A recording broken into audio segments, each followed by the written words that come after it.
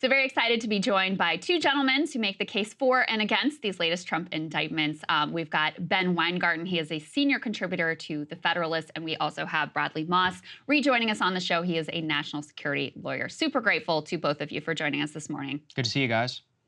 Absolutely happy to be here. All right, so let's just start by sort of laying out our positions here. Brad, explain to us your thoughts on these latest set of Trump indictments. Sure. So the new indictment is sort of what we always expected was going to come out of the January 6th investigation, given where the grand jury testimony we were hearing about and all this various media reporting was going. Quite simply, it's a very clear-cut and direct indictment. It doesn't get into issues about insurrection, doesn't get into issues about seditious conspiracy tied to the Oath Keepers, way too attenuated into First Amendment issues. All it does is just very simply the idea of Donald Trump was told by everyone in the government, told by everyone in the White House, told by his own campaign advisors, told by his own personal lawyers, you lost the election. These fraud allegations have no merit. There's certainly nothing to warrant overturning anything or to believe there's going to be any merit to the lawsuits. He said, that's nice. I don't care. I'm going to go find some other lawyers who are going to tell me something otherwise, give me some fantasies, and I'm going to start conspiring with them to try to get fake electors, coordinated to submit paperwork, to get Jeffrey Clark installed, to use the power of the DOJ, and then to try to leverage that power against Mike Pence to stop him from doing his duty on January 6th. That is the crux of the case. It's not about speech. It's about conduct. Ben, give us the counter case. Well, first, I think it's notable that Jack Smith kind of wants to have it both ways. He wants to create the appearance that Trump incited an insurrection or engaged in seditious conspiracy, but doesn't charge him accordingly, which I think points to the political nature of the indictment, of course, on top of the timing that just so happens to drop as, arguably impeachable or pointing towards impeachable conduct continues to filter out around the Bidens. Set aside the political aspect for a moment. I'll address the merits.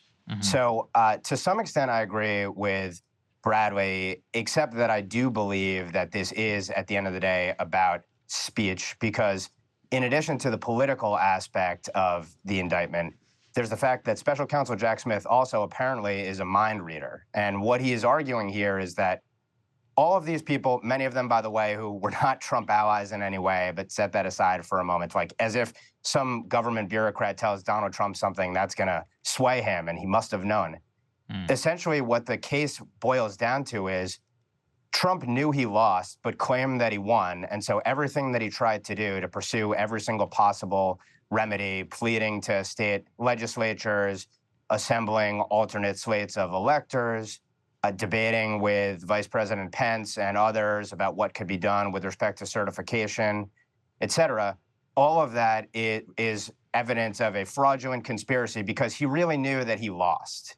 And so Jack Smith is going to have to prove that he can get inside Donald Trump's mind, know what he truly believed in his heart, that all the advisors around him conspired to defraud the American people, and that there was this malign intent associated with it as well. And I think it's very telling, by the way, that in addition to the case boiling down to Trump knew he lost, but claimed he won, and then everything that he did after that was fraudulent, there's also the aspect of the fact that Jack Smith had to twist and contort these statutes to try and fit the case, these shoehorn these charges that have really never been applied in any sort of analogous situation, a couple of them being, first, this invocation of this charge, which is usually used for law enforcement abuses or hate crimes, for example, which I think is attempted in part to smear President Trump, but which really has no relevance to this idea of depriving people of their right to vote somehow. And then this obstruction of an official proceeding charge, which had never been applied previously to political protests, but then was applied for the first time in a novel way with respect to the Jan 6 protests. This is a Sarbanes-Oxley/Enron-driven law, and it's probably going to come before the Supreme Court whether or not that could even be applied to protests, but it's not as if Jack Smith is even necessarily drawing a direct line to Donald Trump led these protests, incited them, led a riot, et cetera.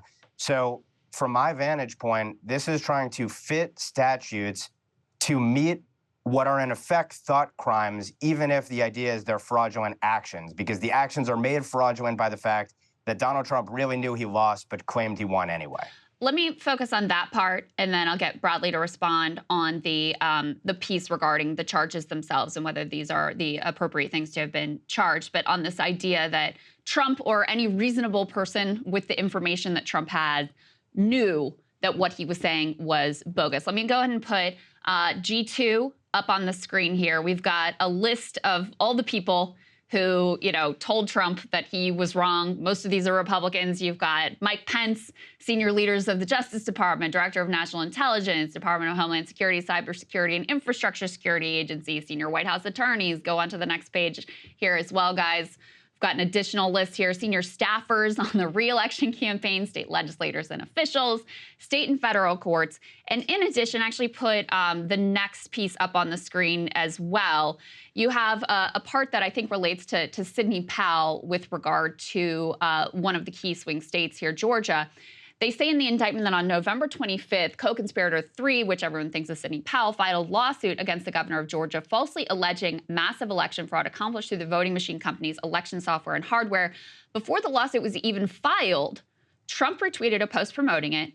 Trump did this despite the fact that when he had discussed Sidney Powell's far-fetched public claims regarding the voting machine company, I presume this is Dominion, in private with advisors, Trump had conceded they were unsupported and that co-conspirator 3 sounded crazy.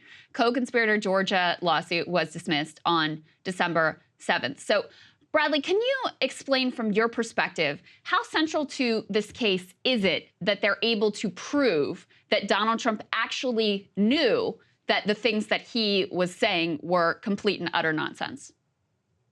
Yeah, no, it's very significant. And a lot of the evidence that we will presumably see if this gets to trial will be part and parcel what Donald Trump said to people in private, what he was telling people in these various meetings when they were discussing the crackpot lawsuits Sidney Powell was bringing, the crackpot lawsuits Rudy Giuliani was trying to bring, the insane ideas being, provided by Jeffrey Clark and John Eastman.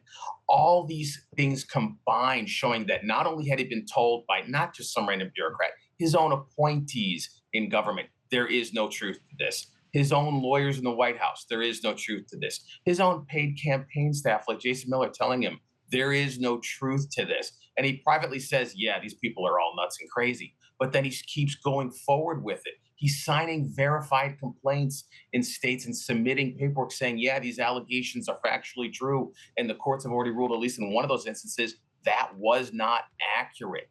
He knew these were false. He did not care, because he wanted to hold on to power. And to address, kind of Ben's point of, will Jack Smith have to be a mind reader? No, this is what prosecutors have to do all the time in intent cases. Juries can infer intent based off conduct and private, separate remarks made by the person to other individuals. This will be stuff that obviously Donald Trump's lawyers will try to fight in pretrial motions. They'll try to attack the sufficiency of it at trial if needs be. But this is not novel. Prosecutors do this every single day. So, Ben, I want to get into kind of what you were talking over there about statute, and in terms of the application of statute here, both on civil rights law, the deprivation of the right to vote. I've heard this discussed a lot in conservative circles. I'd like for you to explain it a little bit more, specifically on the civil rights piece.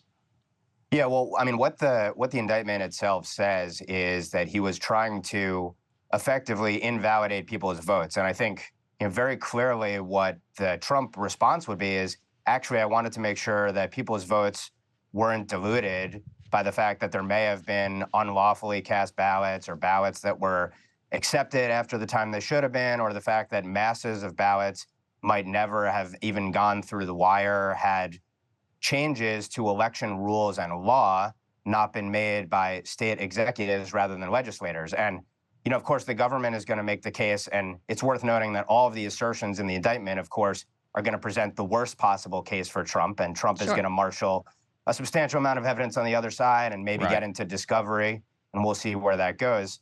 But I think that argument can be probably pretty quickly dispensed with, in addition to the fact that, again, if you just go on the Department of Justice's Civil Rights Division website, they lay out what this, I believe it's 18 the U.S. Code 241.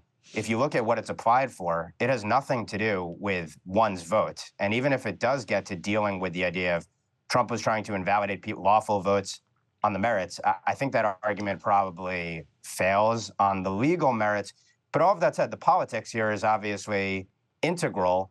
Who knows to the extent this actually does go to trial, how long the case goes. And Jack Smith obviously has said he wants to expedite it. But I think at the end of the day, Donald Trump is going up against probably the most inhospitable and hostile judge he could possibly find in a January 6th related case, and a jury pool that's almost 100% Democrat and certainly anti-Trump. So I think it'll be a huge uphill battle within that case. And what'll be interesting to see is, to the extent it does go to trial again, what comes out in that discovery. Those are all great points.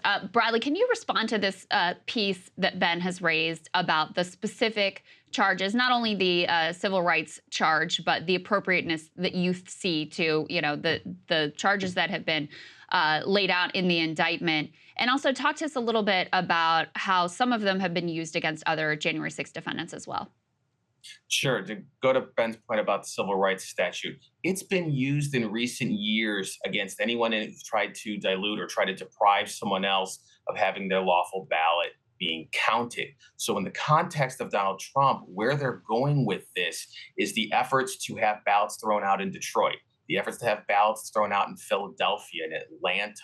The idea is that it's not just saying we want to make sure this was done properly. You could have speech along those lines, that's fine. But it's that he was told, again, by his own government, by his own lawyers, there is no merit to these claims that the ballots weren't properly cast, or there was fraudulent ballots thrown into boxes, or Rudy Giuliani's, crackpot ideas about the two workers in Atlanta. He was told there's no merit to this, and he's still pushing the Georgia Secretary of State, saying, I need to get 11,000 votes to dilute the votes of those who were lawfully cast. And I'm sorry that it hurts his feelings, but he lost in Georgia. They didn't vote for him. That's the reality. And it goes to the whole point, with these other charges, conspiracy to defraud, that's been brought up throughout the January 6th stuff. And every time it's come up on appeal, it's been upheld in terms of the government's invocation of it.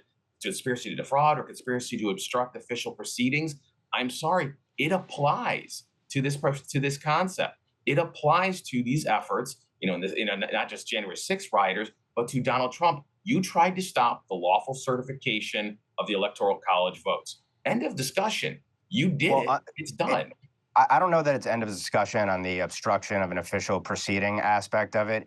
Because again, I think you would concede this has never been applied before in this sort of instance until January 6th.